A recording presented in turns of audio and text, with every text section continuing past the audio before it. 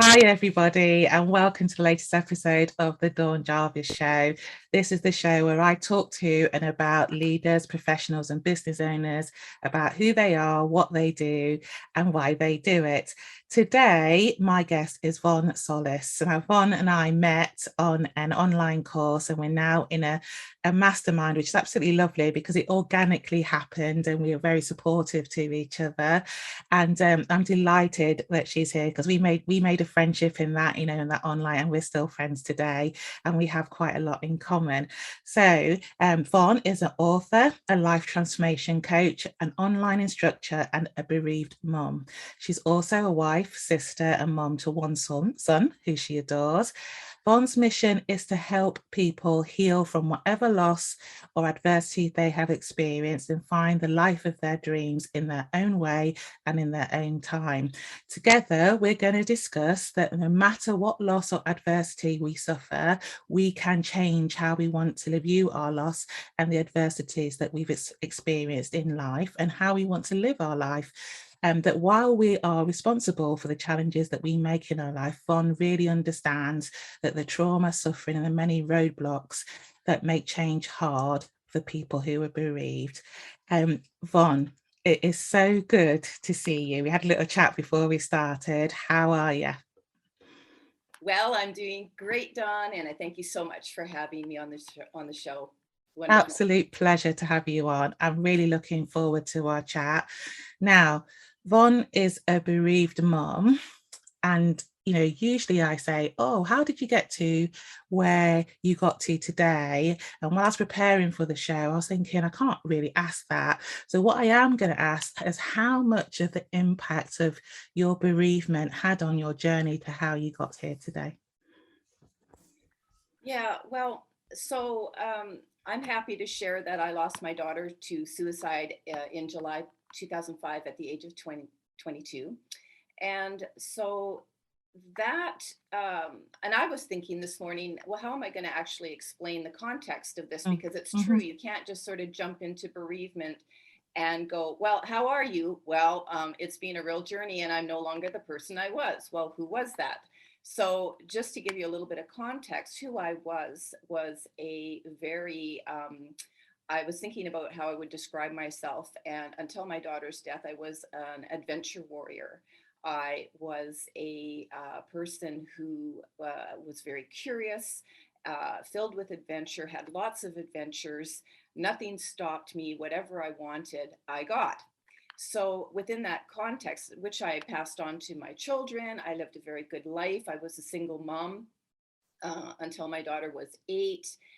Then I married, not to her father, but to a different man, and he's the father of my son now, and we've been married 31 years in May. It's had its ups and downs, but I do want to throw that context in because he became a stepfather to my daughter. But by all accounts, our life was charmed. Okay, we were in the diplomatic corps for a while. We lived in different places. We traveled. Kids had it great. So you can imagine my absolute shock when my daughter took her life. So this is very important for me to speak about, and a large part of my work is centered on helping people understand, even though they don't like it, that trauma, tragedy, loss can happen to anybody in a heartbeat. Seriously, everybody Mm-hmm. is vulnerable to it, no matter how great your life is going, how wonderful you think your kids are doing, how successful everybody is. There are still some problems, and we're all absolutely vulnerable to a moment that can't be reversed. Mm-hmm. Having said that, it's not just about suicide, it's about all kinds of loss and trauma, as you said in the intro. So, when I became bereaved, and I'll keep this pretty short, all of those things were stripped away from me. I had nothing. Absolutely, I was a shell of an individual. And so I think basically, even though some of my foundation had been stripped away and I felt very lost, and the ground shook under my feet for a few years, which meant I just absolutely felt very unstable. I looked at the world largely through what felt like gauze. And um, but there were some things that happened, and I had a background in through all of this in spirituality, understanding, being a student of metaphysics, understanding there had to be more in the world. So I had always been sort of grounded in that and raised a Christian.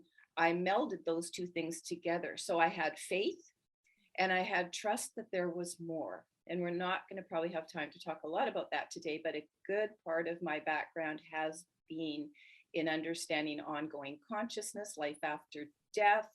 I worked in the angelic healing realm for a number of years from 2006 until basically 2015 when I had a collapse and I no longer could work one-on-one with people, but the angels still form a huge part of my life today.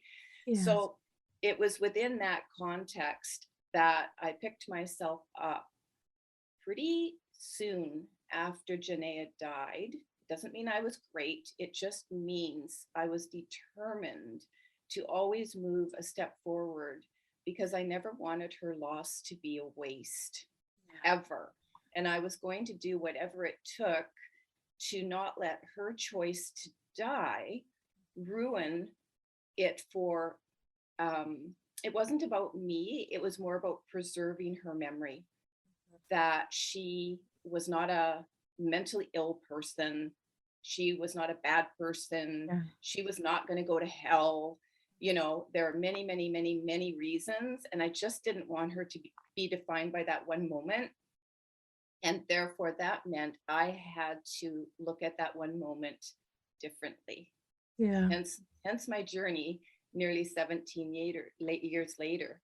Mhm. And so that takes a lot of work, Dawn. It's not so simple as saying, oh, look at your life differently. No, no, No, that's it's been the not. journey, the choice to not be stuck in suffering, Yeah, basically to honor her. Yeah. I totally get that.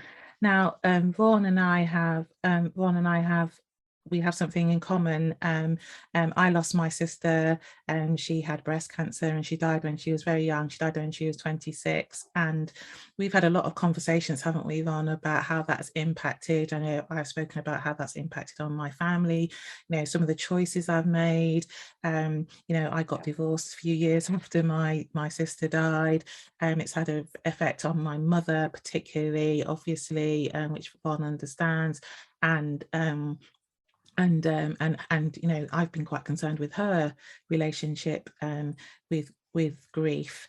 And I suppose and in those conversations we've talked about sort of like it can be defining, it can be the lens that we live our life from. I think we've both known people or had periods where that has been the case, but you talk about that, you know, that you can change your views on loss. You can, you know, the adversity that brings, and you can, you know, realizing how it takes on our perspective, we can sort of change our view on things. And I just wondered if you wanted to expand on that. Yeah. So it's a little, I won't say complicated, but Yeah, it's there's complicated though. all right, it's complicated, but there's layers to it. And so one of the things that I'll sort of answer this in a couple parts. Mm-hmm. When I was first bereaved, and when I talk about early bereavement, there is no, in my opinion, um, you know, defined period of grief. Even though Yeah. I want to throw in here, because you might have some questions about this if you didn't know this, Hmm? um, prolonged grief disorder has just been entered into the DSM-5. I did not know that. Yes, and it was entered in, I believe it was this week or last week. Wow, I And did yeah, not know that.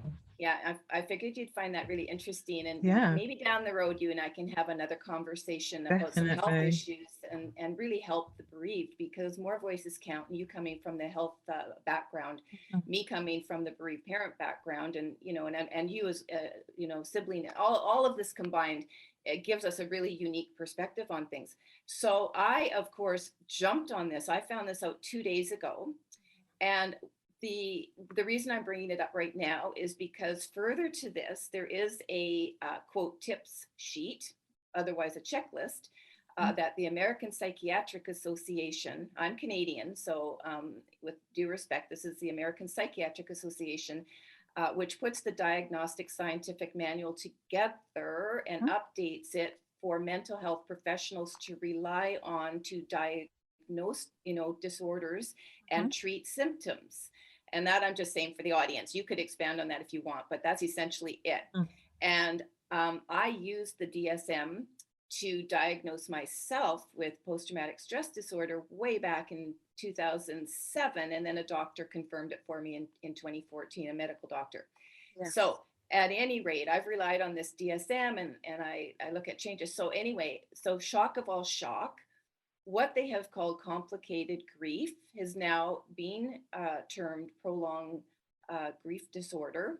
And you can go to a link at the American Psychiatric Association and check the symptoms and find out if you think you have it.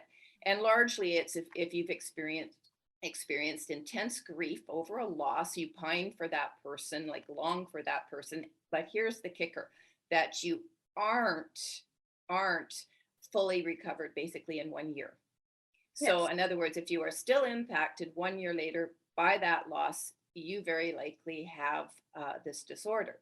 So why that's important is because putting a time frame on bereavement, grief, well, we're always bereaved, but the grieving period, right, we should recover from. And so when we talk about healing and what makes us heal and how fast it takes, and does it even last? What is the healing? What do you expect from the healing? All this sort of stuff. When I was first bereaved, going back to that, which for me, I'm going to say was pretty traumatic for the first 10 years. Yeah. 10 years. And another little quick point, I also discovered that when you're diagnosed with PTSD, a lot of the symptoms don't even start showing for PTSD until around 10 years. Wow. Very, very interesting. And I was diagnosed at 9 years. At any rate, so I would sometimes, when I could return back to TV, watching a little bit of TV, because everything slipped away from me. I used to play the piano. I stopped playing the piano. I stopped listening to music. I just basically stopped life until I felt strong enough to take another little step, another little step, another little step. But many things that I had done in my past life, my former life as a mom of 2 living children, they never returned. I never wanted to entertain again. I lost a lot of friends because I had been that powerhouse for them, and they didn't really understand this, Vonne.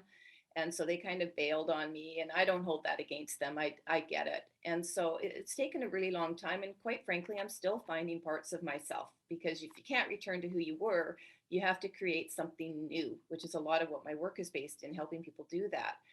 So, but anyway, I would watch some talk shows sometimes, and the very rare occasion like Oprah or somebody would have a person on who had lost all their children, or something really horrific had happened related to loss, and like a murdered child, say, at any age.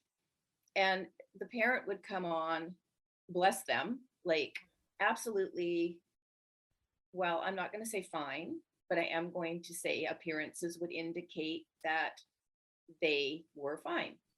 And the key for all of them, the key, it's not a strategy, go-to was their faith. Okay. It was they always talked about faith. And so you have to have some faith in something. And while we would categorize or think of faith mostly as related to something religious, I've come to understand that faith can be just about anything, as long as you've got your pulse on something better than today. That to me is faith. So I always had this in the beginning. I found a little tiny white light, but I'll tell you the truth, a lot of, in those early years, what really pulled me through was not only choosing to be on the planet for my daughter's memory and all I talked about, but also for my son. He was 13. I wasn't going to bail on him, even though I wanted to. And I got into working with angels back in 2006. And they formed, I certified under a then well-known woman that was teaching around the globe. And it turned out I was pretty good at it. And that was basically relying again on my background, raised as a Christian, so not having a problem believing in a higher force, call it God, call it whatever, that, and then feeling I could actually communicate in a realm that felt safe and pure and loving and gave me answers that I couldn't find elsewhere. That played a significant role in me being able to continually move forward. And you know, and then it's just sort of graduated into bigger and more expanded consciousness type thinking. So viewing the loss differently has to come from a deep, deep place where we understand what we need to understand about that loss, which is different for everybody, Yeah. in a way that can help us change our life and go, you know what, I don't want to be stuck in this place. I want to shoot for that place over there, no matter how long it takes me. And in my case, it's not living with pain. Yeah.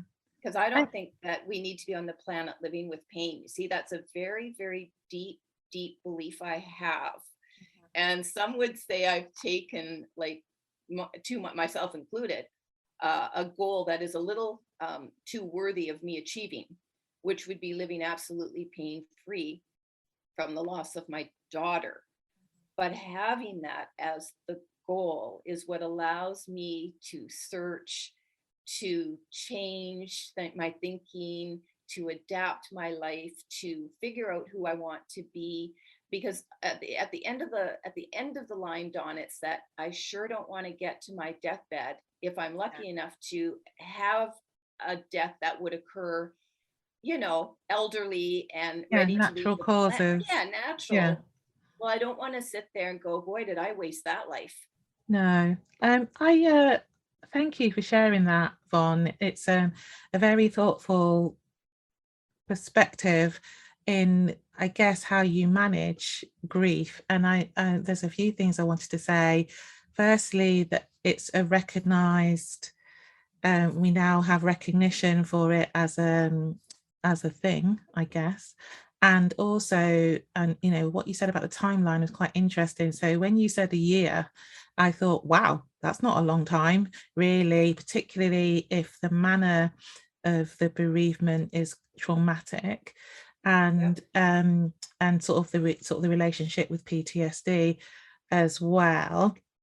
And I Yeah. think it's, you know, I asked you about how it impacts on your perspective. So what I really like is that you said, you know, you talked about, so some people get their strength. I'm struggling for the right words, to from their faith or something they fix on. I know my mother got her coping strategies was definitely her faith.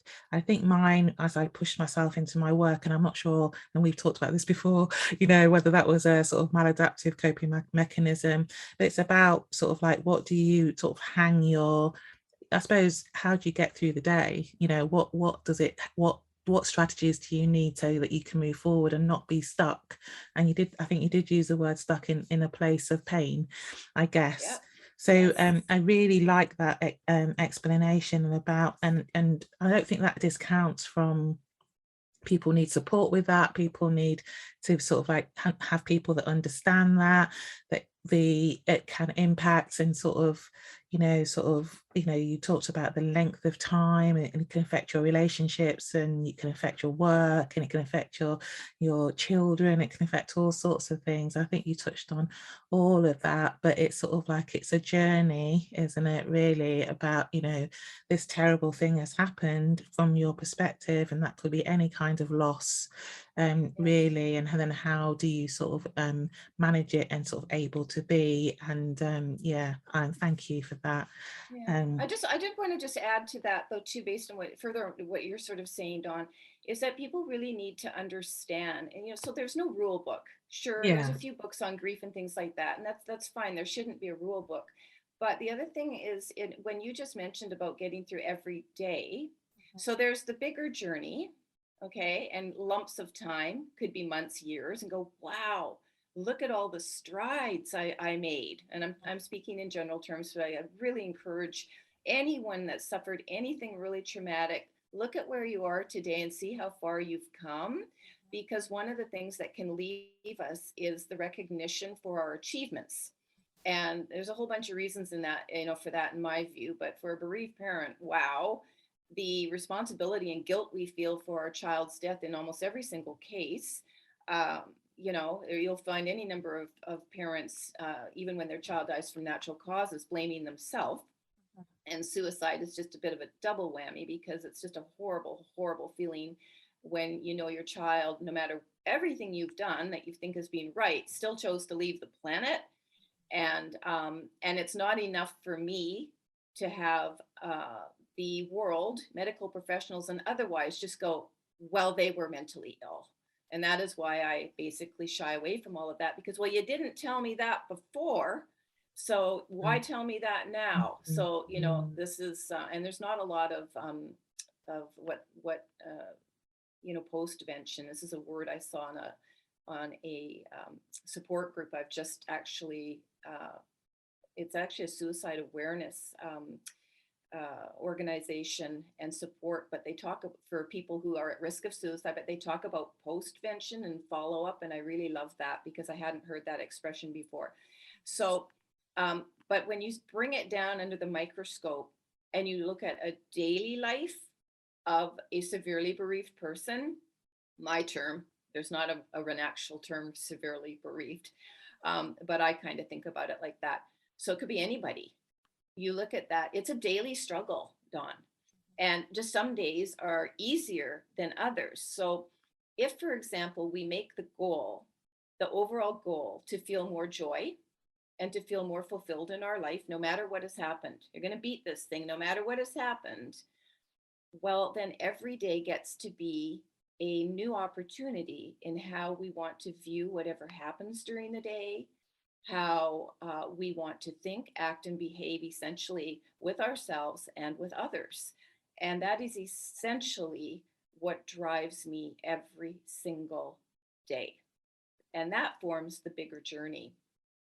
So I do think a lot of it is about our thoughts and what we're going to choose to think and what we're going to choose to believe about what's happened, who we are, what we do, what we're worth, what we can have in our future. Like, these things are all very, very important, but it gets very muddled for probably several years until that becomes very clear and we start to heal on a very authentic level. And the reason that's important is because I just want to bring up very briefly here, people who overwork. You did it, I did it for many years. A lot of bereaved parents find a cause, a passion. They change laws, they start organizations, they write books like I did, and you're just so busy. There's no time to look within at that real pain. And my collapse forced me to do that, to sort of ground myself in the physical experience of it, get my head solely out of the metaphysical realm where it was safe and warm and comfortable and everything made sense, to the physical, grueling pain and suffering, which was the PTSD, the actual broken heart, all of those things, and deal with it through therapy and books on trauma and different things like that. And basically, I did that for about 2 to 3 years, from about 2015 to 2018. And at the end of the 3 years, I was like, okay, I felt that. I need to integrate the two worlds. So I'm going to honor that pain. I'm going to understand that I live with that. I may never get over it. So I do give myself permission to live with pain. Very, very huge, because a lot of people, don't give themselves permission to feel what they're really feeling, and integrate it into, I feel this at my core, but I want this. I want the joy. I want the beautiful, fulfilling life, to not rob myself or my family or others of who I really am at my core, which is a worthy, loving being who did not do anything wrong to make her child want to leave. So you can see that's packed with tons and tons and tons of components, many, Right. many, many, many things. But that's Yes.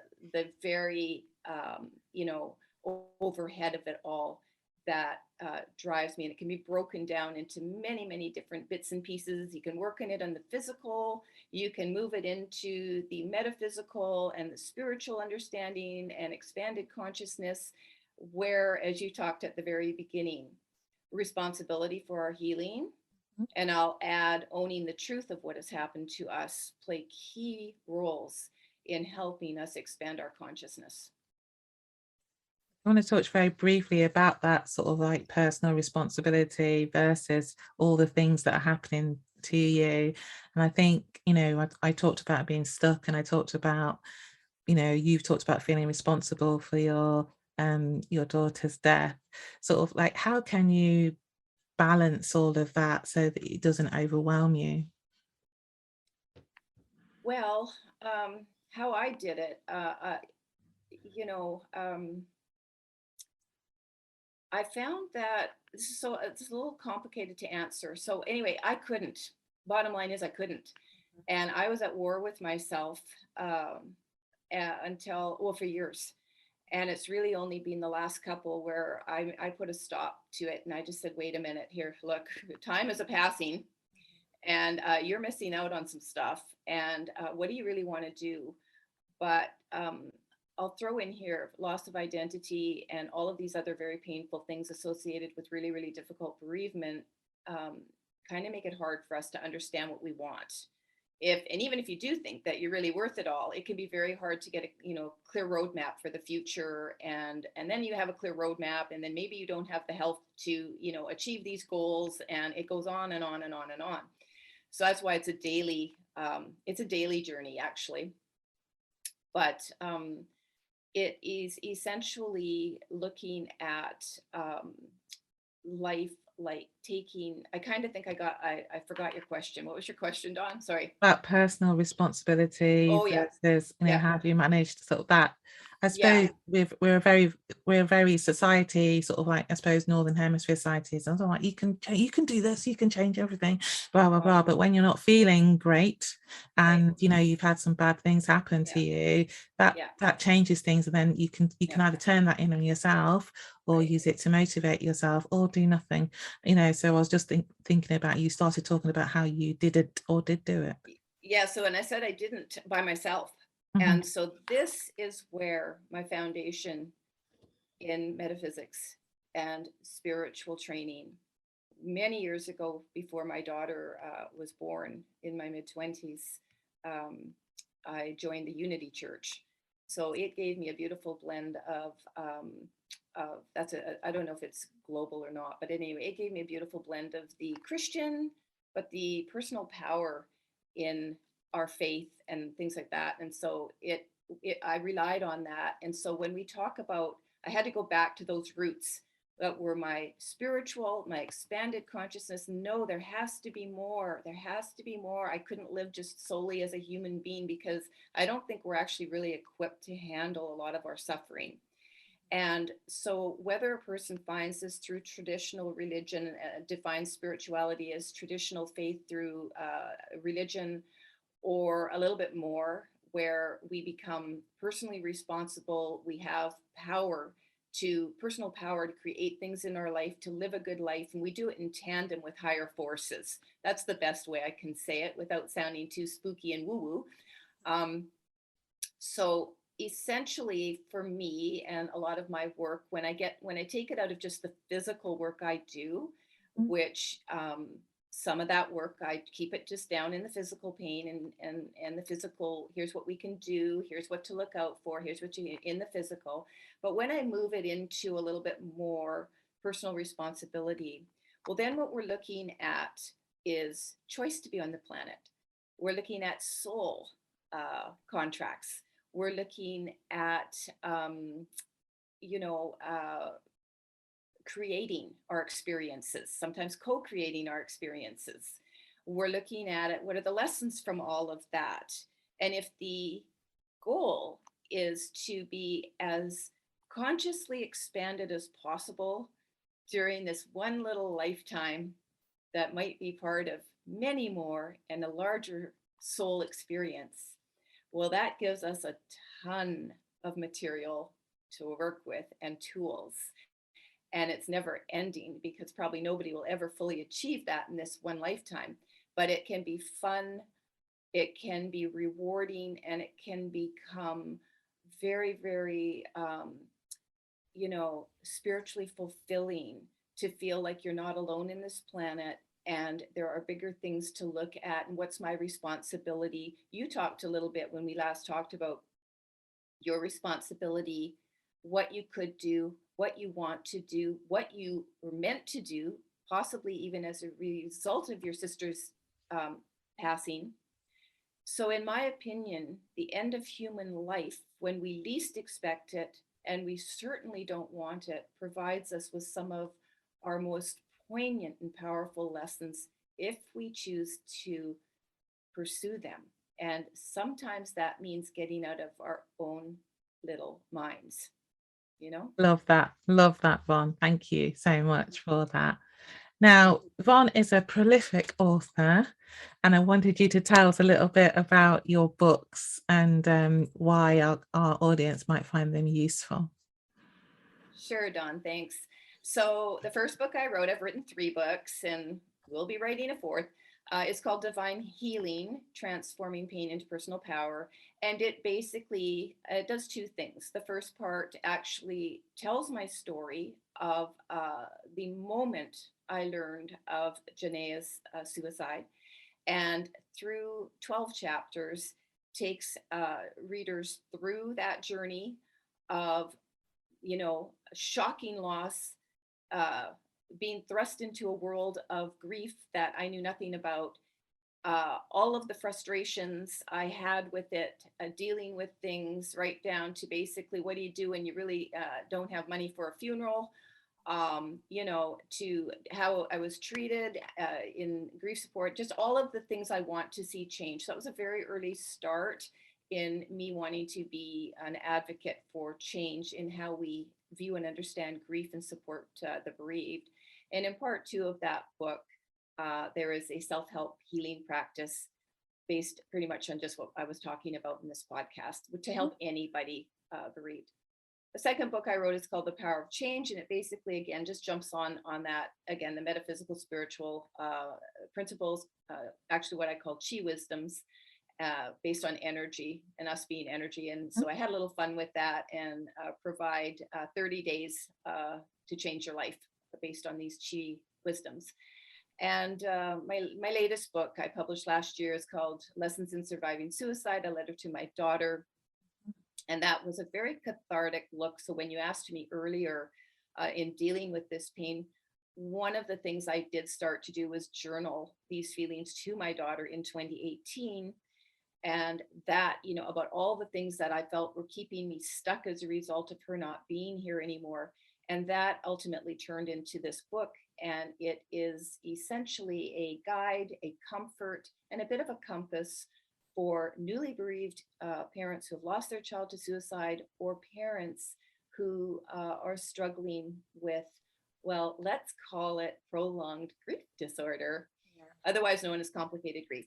So it helps those parents, guides them through some of the things to watch out for, what could happen, what may be happening, some tips, and basically lessons learned from my journey looking back to 2005 to today. Thank you so much. And Yeah.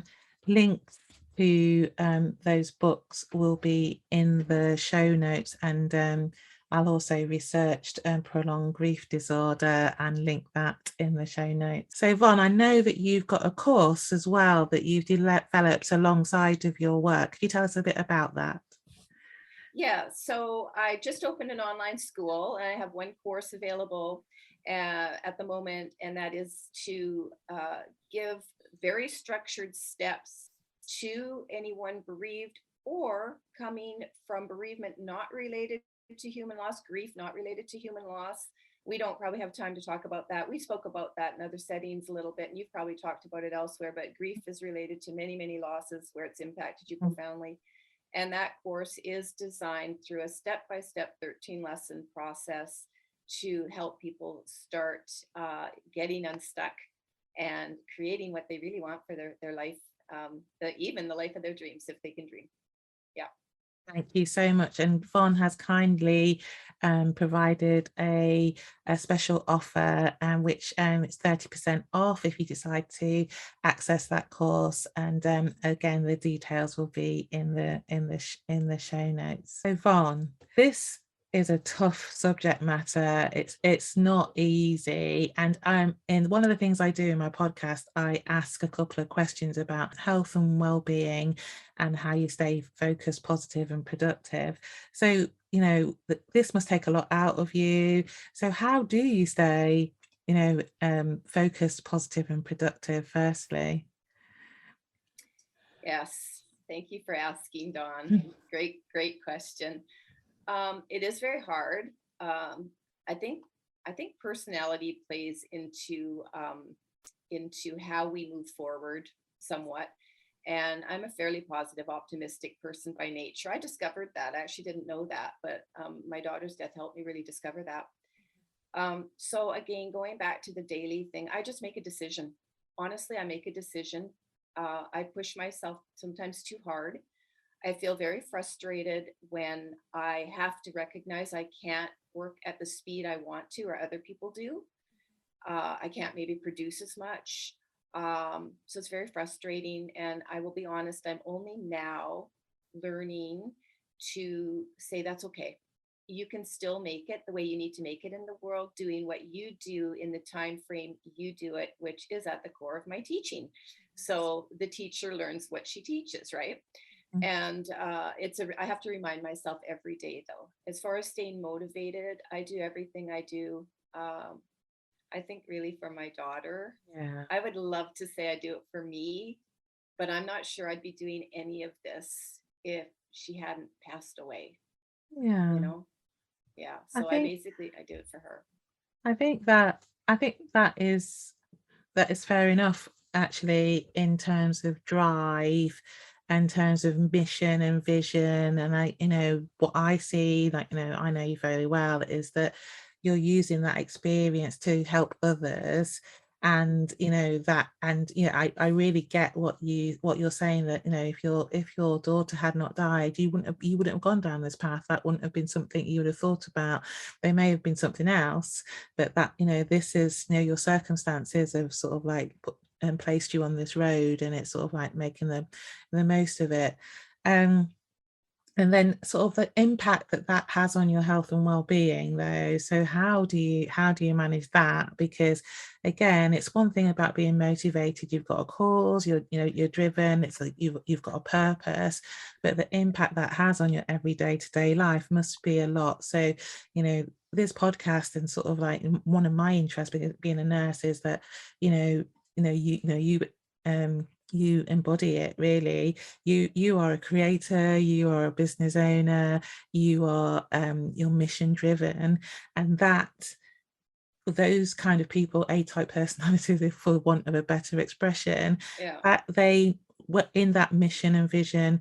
They don't really think about, oh yeah, have I drunk enough today, or have I got enough sleep, or so how do you manage that? Because you're well aware of the impact of grief on your health and well-being, but what about the impact on yourself, actually talking about all of that? Great question, Dawn. One of the things I learned, I did about 3 years of cognitive therapy. And while that's good for some things, it helped me in some ways. But one of the big takeaways I had from that was finding relief.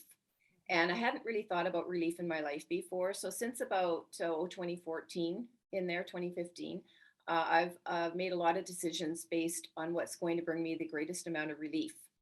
I am a non-interventionist person, which means I absolutely do not like, any drugs or anything like that. So I manage my health really, really well. I have had struggles, not going to lie. I've had struggles from PTSD with chronic illness, but they're not of a serious nature, just the kind that flu bug throw you in bed for, a few days, And those have served, it's taken years, but those have finally started to serve as the wake up call for fatigue. Mhm. And so I watch things that could aggravate me, because there's a huge correlation, and I'm sure you're in agreement with this, with mental health and physical health. Absolutely. And so if the mental health is out, then our bodies are going to show us that something's not right. And so I just have really learned to listen to my body, and I just know the signals, and when enough's enough. And here's what I found for those people that are the audience here, is that when you trust your body enough, and then you have to go into a slow mode, you know what, you don't miss out on anything. It comes back. And even though there might be a fear that this is it, I'm never going to get my motivation back, or I'll never have energy again, these times, at least in my case, they do pass. And one day I just like, oh, it's back. And sometimes with more creativity, it's like the channels are clearing, the blockages are it's like pressing a reset. It's not even blockages, it's just pressing that reset, and we all need a reset. And there's nothing wrong with slowing down, people, and admitting we need to slow down sometimes, because life will be there for us. I mean, now obviously when you're looking after young children and you're having to go off to work and do these things that are not really our passion. I had to do that for years. I no longer have to do that. I haven't had to do that for a number of years now. But that impacts us also in ways that are not good for us. And as a result of me doing that for a number of years, Dawn, I obviously couldn't manage it, because I had to go on a disability for over 2 years. And I never returned to what was then my day job. And because I didn't at that time have the stamina, the motivation, even the clarity to start a business, I chose to work for an employer, which involved a commute. And Mhm. even though I would constantly be creating on a yearly basis new accommodations, right down to eventually working 4 days at home, when I got to the point that Thursday at 4:15 shut down, I was just already stressed for having to get out of bed Monday and go down to my office. Mhm. Yes. Yeah, I knew I was in trouble. And Mhm. so having the courage to claim what we need for ourselves, that brings us relief, that brings us our healing, that brings us a calmer environment, I can assure you, when you have faith in more than just yourself, everything always turns out. Love that. Thank you so much for that. And this has been a fantastic conversation. How do people get hold of you, Vonne, if they want to sort of like go deeper with you? We're putting the books in the show notes, in the course, Yeah. in the show notes. But if people want to get in contact with you, how would they do that? Yeah, basically, if they just go to my website, vonnesolis.com, I've got all the resources and support there for the moment. As you know, I'm starting a podcast in May, so I'm going to be going live a little bit more, where people can follow some of my teachings through that. Yeah, they can contact me. There's a contact page there if they want to get in touch for any kind of coaching, or I do select coaching. And I'm just trying to reach more people through the online work. Um, but everything is there on vonnesolis.com. Brilliant. And Vonne is also on LinkedIn if you want to connect with her there. This has been Yeah. amazing. It's been deep, it's been serious, but there's also joy and hope in all of it as well. We have a Yeah. fantastic relationship, and I know we'll be talking more soon. And Yes. I hope that it's been of benefit. In fact, I know it's been of benefit to the audience. How I usually end is I sort of like give it over to the guest and say, is there one tip or nugget that our listeners, that if something's resonating, that they can act on today? Is there anything that you'd like to share with the audience, Vonne? Yeah. Basically, a lot of my work is in how I've termed it for many years, called personal power. Yeah. And I'll end with this, and for the audience that believes, you're going to be really, really comforted. For those that don't, I'm not here to convince or change anyone's mind. My daughter Perfect. visited me for years Mhm. from beyond. She taught me so much of what's in divine healing. She visits me today, not to the same degree, but it brought me such a great comfort.